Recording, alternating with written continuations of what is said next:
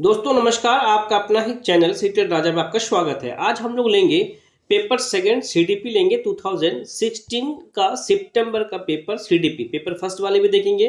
Seated online हो चुकी है, क्वेश्चंस मूव होने की संभावना ज़्यादा है।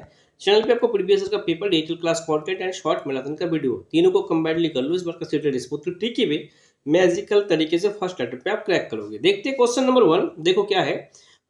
दो विद्यार्थी एक ही अवतरण को पढ़ते हैं और फिर भी इनके बिल्कुल भिन्न अर्थ लगाते हैं। उनके बारे में निम्नलिखित में से सत्य क्या है?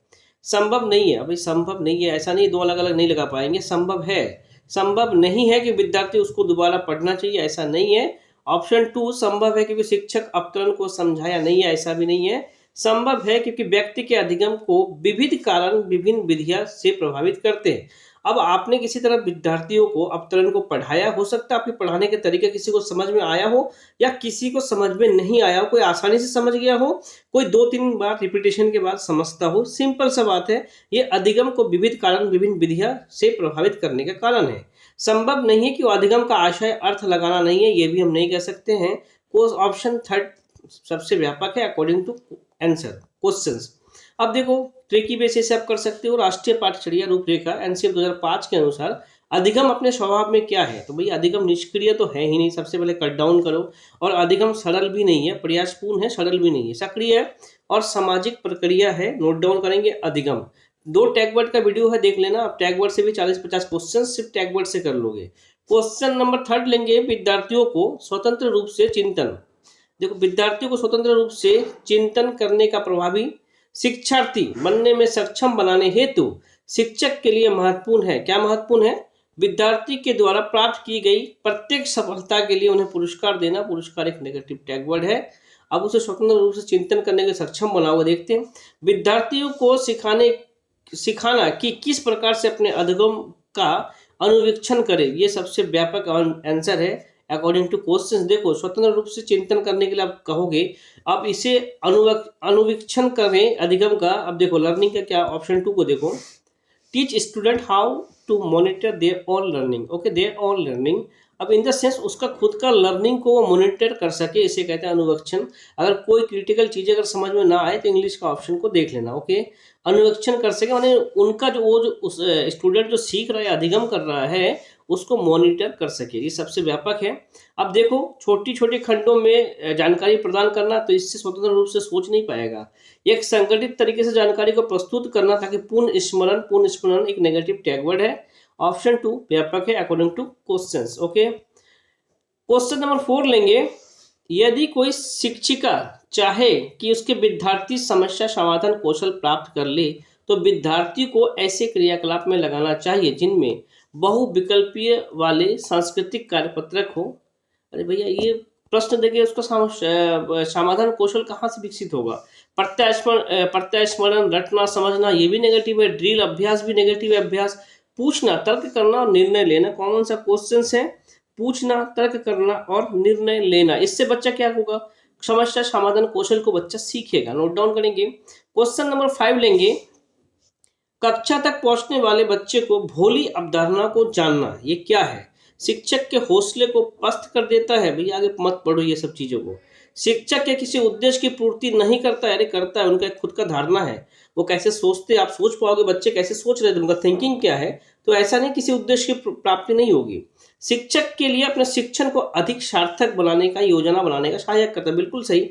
अब उसका सोच को जब तक कनेक्ट नहीं करोगे तो आप कैसे समझोगे बच्चे को हम कैसे लीड करें, बच्चे को कैसे अधिगम दें, बच्चे कैसे इस चीज को एब्जॉर्ब करें।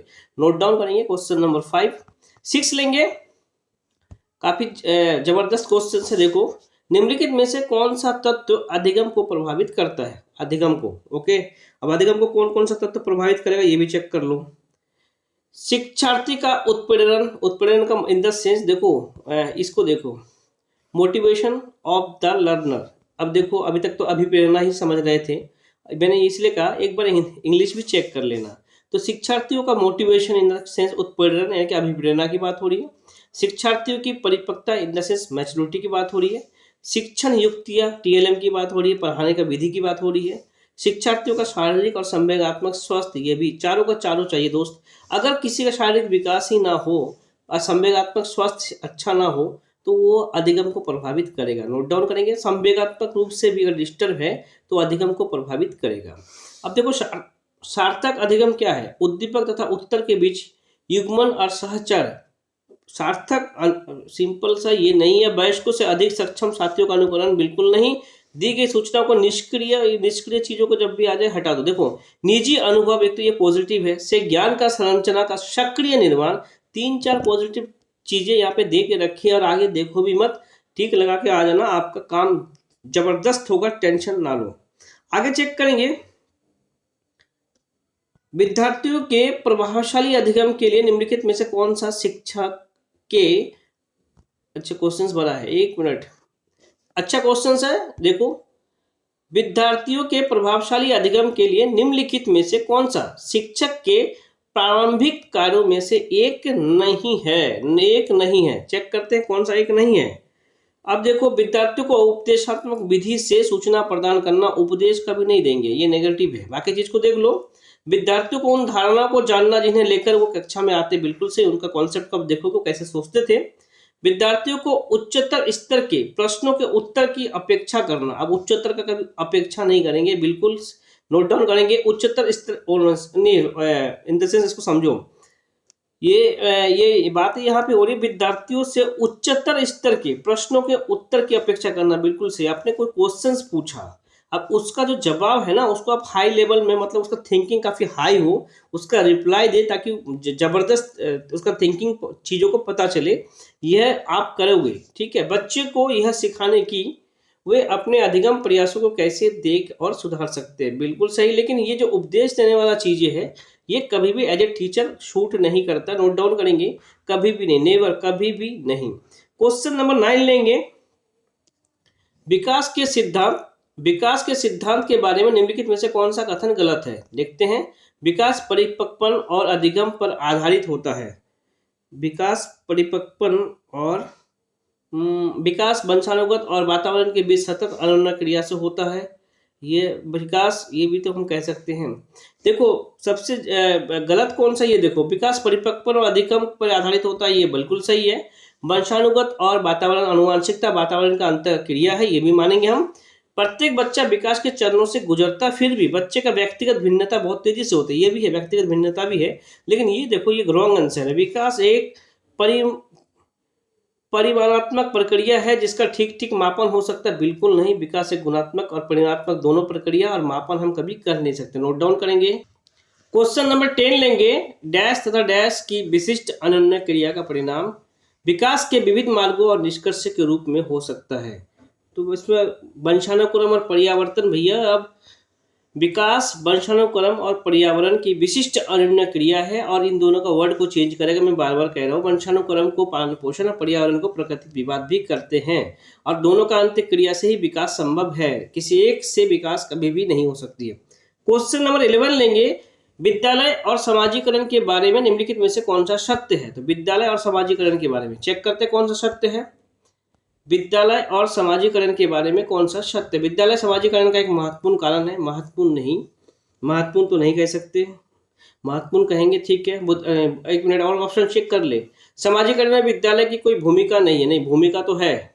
समाजीकरण में विद्यालय की बहुत थोड़ी भूमिका है, बहुत थोड़ी भी नहीं कह सकते हैं। विद्यालय समाजीकरण का पहला मुख्य कारक है, मुख्य नहीं है, परिवार होता है। चलो यही है, अकॉर्डिंग टू क्वेश्चंस ऑप्शन 1 ही होगा, नोट डाउन करेंगे। क्वेश्चन नंबर 12 लेंगे, जीन पियाजे फिर से आगे, बिना जीन पियाजे और बाइजोस्की के सीटेड हो ही नहीं सकता है। जीन पियाजे के संज्ञानात्मक विकास के सिद्धांत के बारे में निम्नलिखित में से कौन सा कथन सही कथन है? पियाजे के संज्ञानात्मक विकास के बारे में, ओके। पियाजे का तर्क है कि संज्ञानात्मक विकास चरणों में आगे बढ़ते हैं, अपेक्षा निरंतर होते हैं।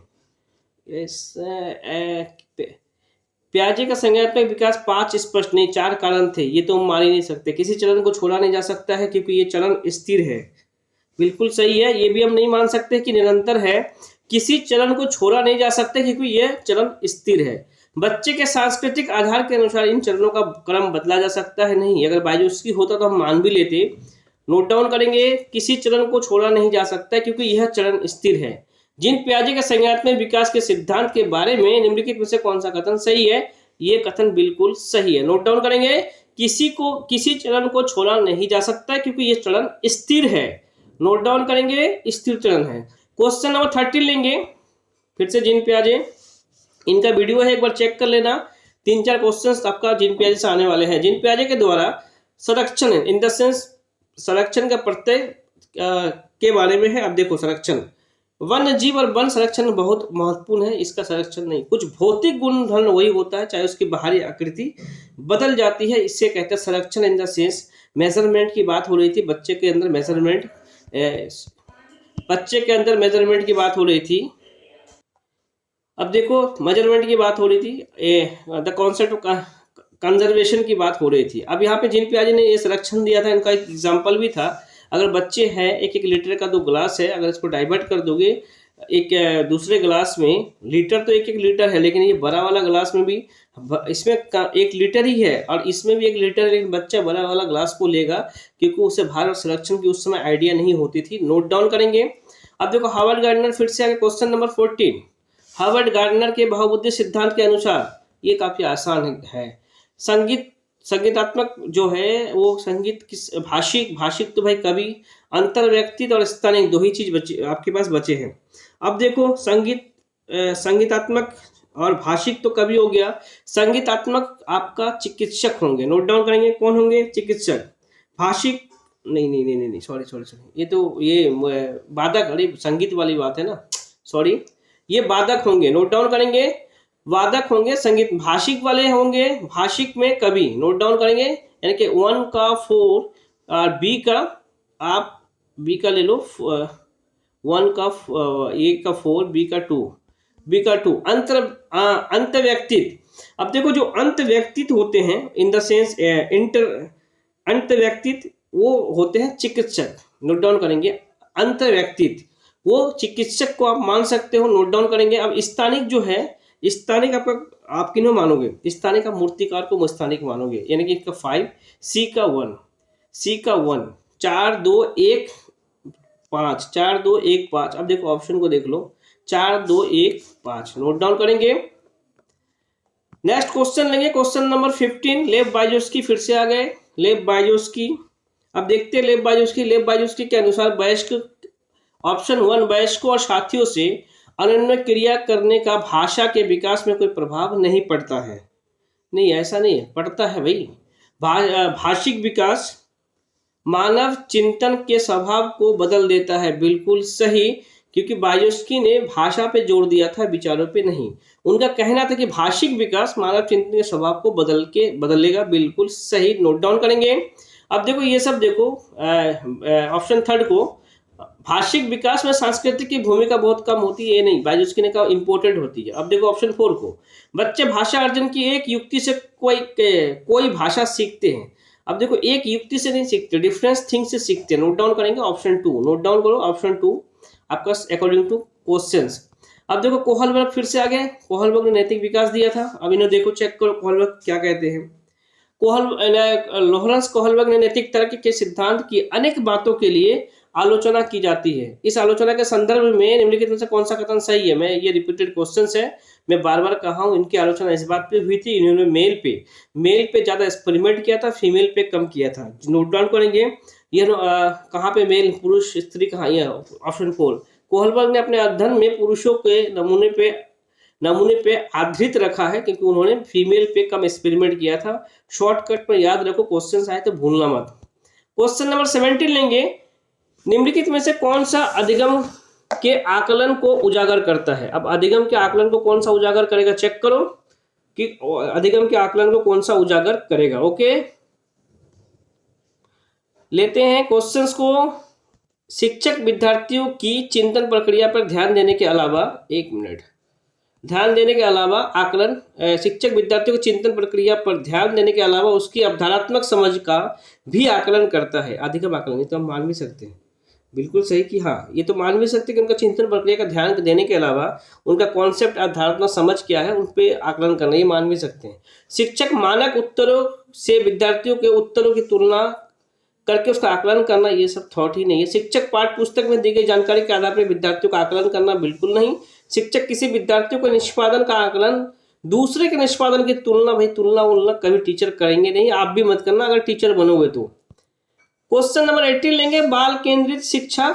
देखते हैं, शिक्षक द्वारा बच्चे के आदेश देना कि क्या किया जाना चाहिए। भैया कभी आदेश वादेश मत दिया जाना, कभी मत देना। बच्चे का अनुभव और उनकी आवाज़ों को प्रमुखता देना, बिल्कुल सही है। ऑप्शन थर्ड को देखो, निर्धारित सूचना का अनुसरण करने के लिए बच्चे को सक्षम बनाना। भैया अनुसरण करने के लिए नहीं, कॉपी करने के लिए नहीं। कक्षा में सारी बातें सीखने के लिए शिक्षक का आगे आगे होना, ये भी बाल केंद्रित नहीं है। जहाँ पे बच्चे को इंपॉर्टेंस दिया जाए, बच्चे सक्रिय हो, बाल केंद्रित विधि कह सकते हो। क्वेश्चन नंबर 9 लेंगे, 19, निम्नलिखित में से कौन सा कथन भाषा और विचार के बारे में पियाजे और बाइजोस्की के दृष्टिकोण में सही है। सिंपल सा, पियाजे ने विचार को जोड़ दिया था, बाइजोस्की ने भाषा पे जोड़ दिया था। अब जो जहां पे ये मिल जाए आप उसे देख लो। पियाजे के अनुसार पहले विचार जन्म लेता है और बाइजोस्की के अनुसार पहले विचार, बिल्कुल गलत। पियाजे के अनुसार पहले विचार जन्म लेता है और बाइजोस्की के अनुसार भाषा का विचार पर भारी प्रभाव पड़ता है, बिल्कुल सही है, नोट डाउन करेंगे। और दोनों मानते थे कि बच्चे भाषा से विचार जन्म, अरे ये सब थॉट नहीं है, दोनों ये सब मत पढ़ो। ये ऑप्शन 2, पियाजे ने विचार पे जोड़ दिया था, बाइजोस्की ने भाषा पे जोड़ दिया था। पियाजे क्या कहना था, पहले विचार जन्म होगा, विचार का जन्म होगा, विचार जन्म होने के बाद फिर भाषा का जन्म होगा, फिर दोनों जाकर मिलेंगे। बाइजोस्की का क्या कहना था, नहीं, पहले भाषा का जन्म होगा, अब भाषा विचार को जन्म देंगे, फिर दोनों जाके मिलेंगे।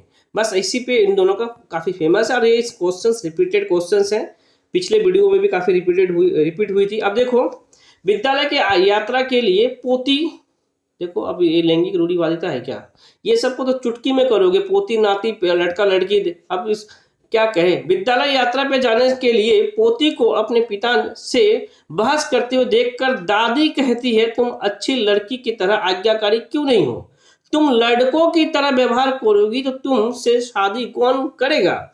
यह कथा निम्नलिखित में से क्या कर रही है। भैया लैंगिक रूढ़िवादिता कहीं पे है, देखो रूढ़िवाद धारणा यहाँ पे है, लड़कियों और लड़के के स्वभाव के बारे में रूढ़िबद्ध धारणा है। नोट डाउन करेंगे, ट्रिकी वे से कर लेना, टाइम को बचाना। अब एक चीज और बताओ, इसमें अगर लैंगिक रूढ़िवादिता नहीं लगाओगे तो इसमें क्या लगा के आओगे, आप बताओ इसके अलावा क्या लगाओगे। लिंग समरूपता, लड़की के लिंग का गलत पहचान, बच्चे का पालन पोषण के परिवार में कठिनाई, किसी का सोच गंदा, ये सब खटाओ, ये लैंगिक रूढ़िवादिता। नोट डाउन करो।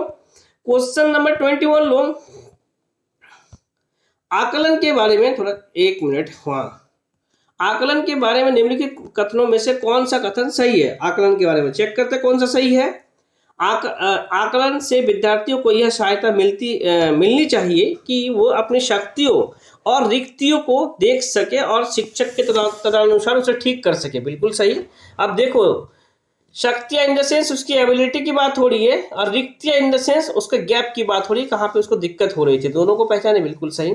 अब देखो, आकलन तभी सार्थक होता है जब विद्यार्थियों का तुलनात्मक मूल्यांकन किया जाता है, बिल्कुल गलत, तुलनात्मक आकलन कभी नहीं करता, तुलना करना भी नहीं चाहिए।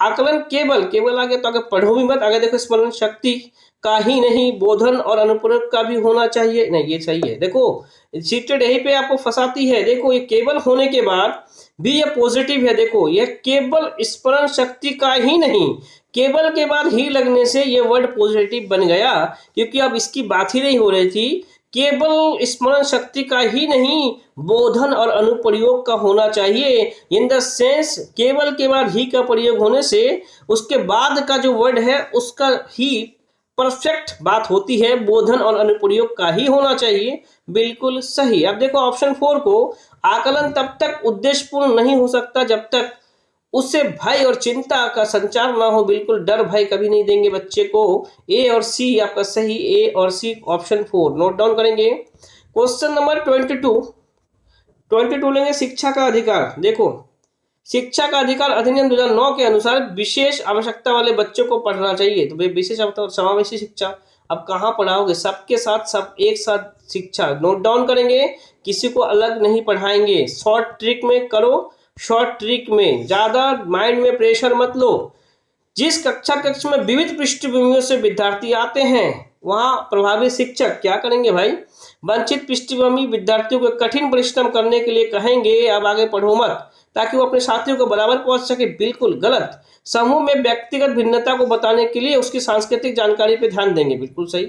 अब इसकी व्यक्तिगत जो भिन्नता है, अब उसको उसकी सांस्कृतिक जानकारी पे ध्यान दोगे कि भैया कहाँ से है बच्चा, वो कन्नड़ से है, आसाम से, क्या चीजें हैं, इसका सांस्कृतिक सिर्फ सांस्कृतिक की बात हो रही है, ऐसा नहीं कि फैमिली बैकग्राउंड अमीर है कि गरीब है, पापा क्या करते हैं, ऐसा नहीं है। उसका कल्चर क्या है, लोकगीत क्या है, भाषा क्या है, किस भाषा को ये क्या समझ पाएगा, उसके बारे में बात हो रही है। जी हाँ, क्वेश्चन नंबर 24 लेंगे। ये भी काफी आसान है, ये तो आप चुटकी में कर लोगे, ट्रिक दे दूंगा इसमें। देखो, दोनों का मिलान करिए, सिद्धांत और वर्णन। तो भाई मिलान करते हैं सिद्धांत और वर्णन का।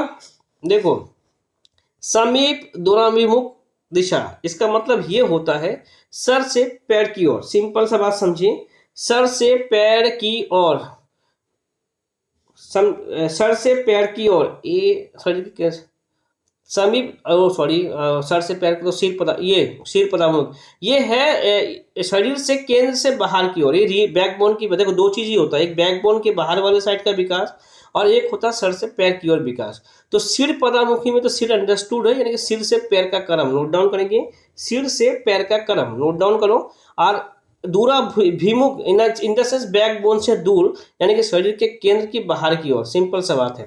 अंतर व्यक्तित्व भिन्नता, इसमें क्या आ जाएगी, देखो अंतर व्यक्तित्व भिन्नता इसके पास होगा, विभिन्न बच्चे भिन्न भिन्न दर से बढ़ते हैं, यानी कि अंतर व्यक्तित्व भिन्नता है, अलग अलग सबका दर है, नोट डाउन करो। अब लास्ट है क्या, अंतरा व्यक्तित्व भिन्नता है। तो किसी अकेले बच्चे में विकास की दर विकास के एक क्षेत्र की अपेक्षा दूरी में भिन्न हो सकती है, इसे हम कहते हैं अंतरा व्यक्तित्व। मतलब उसी व्यक्ति के अंदर डिफरेंसेस है, इन द सेंस एक मिनट रुको, इसमें आंसर होगा ए का 4, ऑप्शन 4। अब देखो छोटा कर दे, ओके, ए का 4, बी का 2, ए का 4, बी का 2, सिर से पैर की ओर। अंतर व्यक्तित्व, विभिन्न बच्चे भिन्न भिन्न दर से बढ़ते हैं। अंतरा व्यक्तित्व किसी अकेले व्यक्ति में कुछ स्पेशल, कुछ अलग विकास दिखाई देता है। नोट डाउन करेंगे ऑप्शन 4, ओके। 25 लेंगे, संज्ञान और संवेग के बारे में निम्नलिखित कथनों में से कौन सा सही है। संज्ञान और संवेग, लेकिन दोनों में संज्ञान और संवेग के बारे में कौन सा कथन सही है। संज्ञान और संवेग परस्पर जुड़े हैं और एक दूसरे को प्रभावित करते हैं, बिल्कुल सही, प्रभावित तो करेंगे संज्ञा एक दूसरे को 100%। अब एग्जाम हॉल में तुम जाओ और संवेग पे तुम्हारा नियंत्रण नहीं हो, तुम आपा खो दो, तुम्हारा एग्जाम तुम कितना भी अच्छा जान रहे होगे तो तुम अच्छा नहीं कर पाओगे, सिंपल सा बात है। बाकी चीजों को पढ़ने की आवश्यकता नहीं है, टाइम को बचाओ, आगे स्क्रीनशॉट ले लेना और आप पढ़ लेना, ओके। 26 लेंगे, विविध शिक्षार्थी वाली एक समावेशी कक्षा में सहयोगी अधिगम समवयस्कों से सीखना क्या है। केवल कभी कभी ही प्रयोग किया जाना चाहिए क्योंकि यह सहपाठी की तुलना को बढ़ावा देगा नहीं। केवल भी नेगेटिव, ही भी नेगेटिव, आगे मत पढ़ो। सक्रिय रूप से देखो ये सक्रिय तो है लेकिन निरुत्साहित नहीं करेंगे, आगे मत पढ़ो।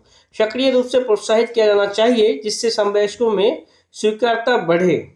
तो स्वीकार्यता बढ़े, ये तो हम मान सकते हैं कि बिल्कुल सही है। ऑप्शन 4 को चेक करेंगे, कार्यान्वित नहीं करना चाहिए, मन द सेंस उसे प्रोसेस नहीं करना चाहिए, ऐसा नहीं है भाई, ऐसे प्रोसेस नहीं करेंगे। उसके बाद और देखो, इसमें विद्यार्थी को क्षमता के अनुसार अलग अलग करना, ये नेगेटिव है, घोर नेगेटिव है। ऑप्शन 3 सबसे बड़ा व्यापक है, निरुत्साहित नहीं करेंगे, केवल नेगेटिव ही नेगेटिव। अब देखो, क्षमता के अनुसार अलग अलग नेगेटिव, कार्यान्वित नहीं करना चाहिए, नोट डाउन करो, टैग वर्ड से भी आप इसे कर लेते। क्वेश्चन नंबर 27 लेंगे।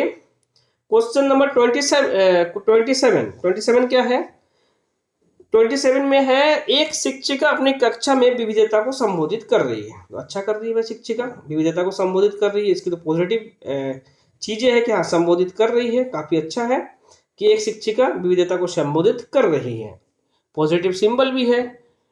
अब देखिए, संबोधित कर सकती है भिन्नताओं को स्वीकार करने और उसे महत्व देकर। भिन्नताओं को स्वीकार, बिल्कुल सही, भिन्नता को स्वीकार करेंगे।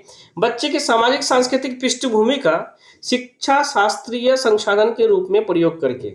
अब बच्चे का जो पृष्ठभूमि है, जो सामाजिक सांस्कृतिक पृष्ठभूमि है, शिक्षा शास्त्रीय संसाधन के रूप में प्रयोग करेंगे, ये भी तो हम करेंगे, हाँ बिल्कुल सही।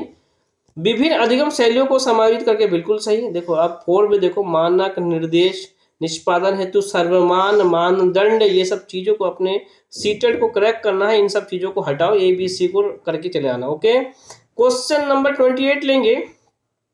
कोई शिक्षिका अपनी कक्षा में फर्नीचर कोई शिक्षिका अपने कक्षा में फर्नीचर की तीखी धार वाले किनारे को रुई से ढका रखने को कहती है और छुओ और अनुभव करो वाले सूचना पट्टों का उपयोग करती है।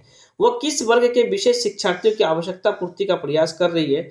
अब भैया छुओ और देखो ये भैया किसके लिए कर रही है? क्योंकि वो धार वाला था, जो सिंपल सा नुकीला धार वाला छुओ और अनुभव करो। और अनुभव छू के कौन करेंगे? दृष्टि विकलांग वाले बच्चे। नोट डाउन करेंगे, दृष्टि विकलांग वाले बच्चे। क्वेश्चन नंबर 29 लेंगे। प्रतिभाशाली बच्चे के लिए सबसे अच्छे शैक्षिक कार्यक्रम वो होता है, कौन सा होगा भाई? देख लेंगे। उनके लिए सबसे अच्छा कार्यक्रम उन्हें अधिगम में न्यूनतम मानक तथा काम करने को प्रेरित करने के लिए उपहार, पुरस्कार, आगे मत पढ़ो, नेगेटिव, घोर नेगेटिव चीजें हैं। प्रत्यय स्मरण नेगेटिव है। उसके चिंतन को प्रेरित कर उसके विविध विचारों में व्यस्त रखने का अवसर देना, विविध भी पॉजिटिव, अवसर भी पॉजिटिव, चिंतन करना बच्चा वो भी पॉजिटिव है। नोट डाउन करना। 30 लेंगे, क्वेश्चन नंबर 30। अच्छा, लास्ट क्वेश्चन से दोस्तों वीडियो को लाइक और शेयर और कमेंट जरूर करना। विद्यालय में विद्यार्थियों की असफलता के बारे में निम्नलिखित में से कौन सा कथन सही है? असफलता के बारे में पूछ रहे हैं। अब देखो कौन सा सही होगा।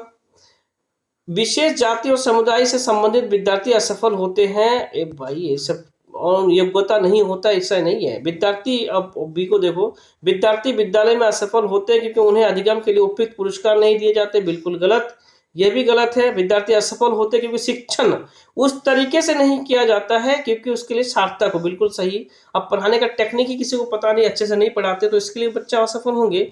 विद्यार्थी सफल होते क्योंकि विद्यालय व्यवस्था प्रत्येक विद्यार्थी की आवश्यकता और अभिरुचियों को ध्यान में नहीं देती है। बिल्कुल सही। सी और डी, सी और डी। दोस्तों चैनल पे आपको previous year paper, detail class content and short marathon का वीडियो तीनों को कंबाइनली कर लो। इस बार का सीटेड स्मूथली, ट्रिकी वे, मैजिकल तरीके से आप फर्स्ट अटेम्प्ट पे क्रैक करोगे। सीटेड का बनना है राजा। सब्सक्राइब करें सीटेड राजा। जय हिंद, जय भारत।